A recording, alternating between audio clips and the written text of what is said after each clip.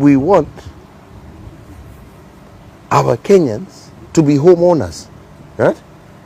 That is what we're trying to do. We want our people to be homeowners. You say they have different issues. I'll just enumerate one or two if you allow me. I mean, first, some say, why would somebody be forced to pay the tax, yet they may not necessarily buy into the plan?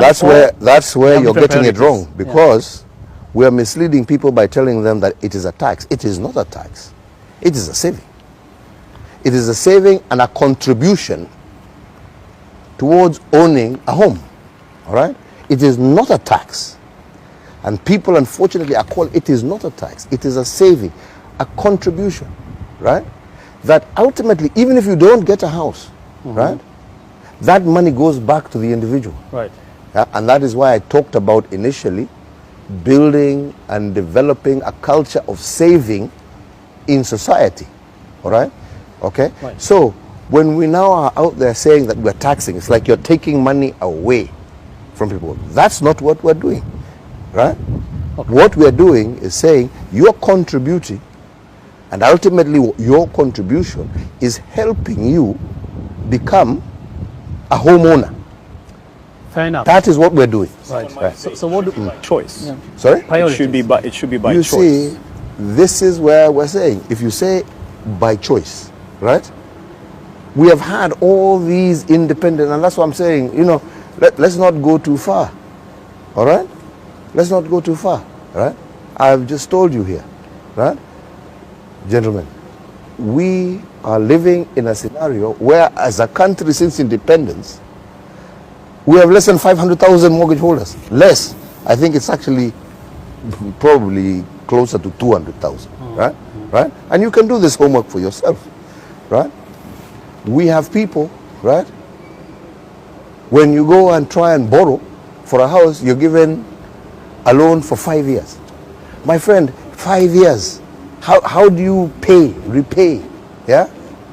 A loan for a house in 5 years? And this is what encourages all these corrupt practices. And that's why we're saying we have to build a system, right? Culture. Where somebody, and a culture, where somebody is able to say, look, I know I can borrow for 20 years because I know, nimetoka shule, nimepata kazi, I have 20, 30 years of work life, right? Then I can have an affordable mortgage, right? Now, if government doesn't get involved in that process, if all Kenyans don't get involved in that process, we continue with this system that becomes exorbitant. And that is why you don't have affordable housing in the country, right? So you need to actually look at to where we are coming from and where we are trying to go to, right? And what we're trying to say is that if we want Kenyans to be homeowners, we must develop and build products, right, that actually make that possible, right? And that's what we're trying to do. Mheshimiwa Rais, mojawapo and like ni vizuri nimalize hapa. And that is why I'm saying we are not actually, even when people go to court, we're not forcing it, as you've seen. Yeah. We keep saying kujeni tukae, let us explain to you, hivi ndivyo tunajaribu kufanya, hivi ndivyo tunajaribu kufanya, kwa sababu hii swali yako ni gani, shida yako ni gani, tunakuelezea.